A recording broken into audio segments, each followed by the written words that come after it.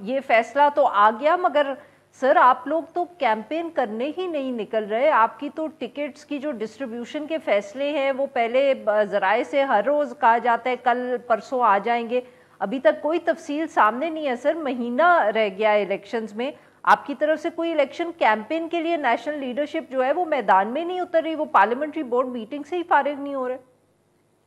देखिए, बिल्कुल जो टिकट्स की अब जो डेट है सिंबल्स अलॉट होने की वो 13 तारीख है, तो डेफिनेटली टिकट्स इससे पहले अलॉट होने चाहिए। और सुनने में यह आ रहा है कि कल जो है वो पार्टी फाइनलाइज कर देगी टिकट्स। और इससे बिल्कुल ठीक कैंपेन को सर। फर्क पड़ता है जब तक टिकट्स अलॉट नहीं होते, क्योंकि अगर एक जी हल्के में माफ दो करिएगा सर, एप्लीकेंट्स हैं। आपके ख्याल में जब अब इलेक्शंस के बाद हुकूमत बनेगी तो क्या पीएमएलएन और पाकिस्तान पीपल्स पार्टी आपके ख्याल में इकट्ठे हो सकते हैं इस इशू को एड्रेस करने के लिए, कॉन्स्टिट्यूशनल अमेंडमेंट लाने के लिए, या आपके ख्याल में अब इसकी जरूरत नहीं रही?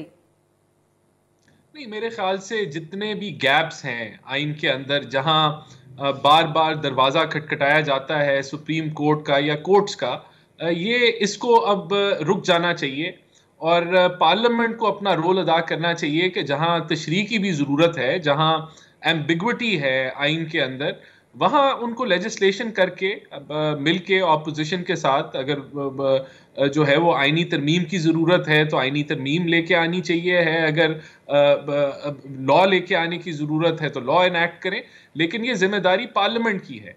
और बिल्कुल ये सही ऑब्जर्वेशन है ओवरऑल कि बार बार जो कोर्ट्स का दरवाज़ा खटखटाया जाता है पार्लियामानी मैटर्स के ऊपर, आइन के मामलात के ऊपर, वो अगर रोल अदा ठीक करे असेंबली तो फिर इस चीज़ की ज़रूरत नहीं पड़ेगी।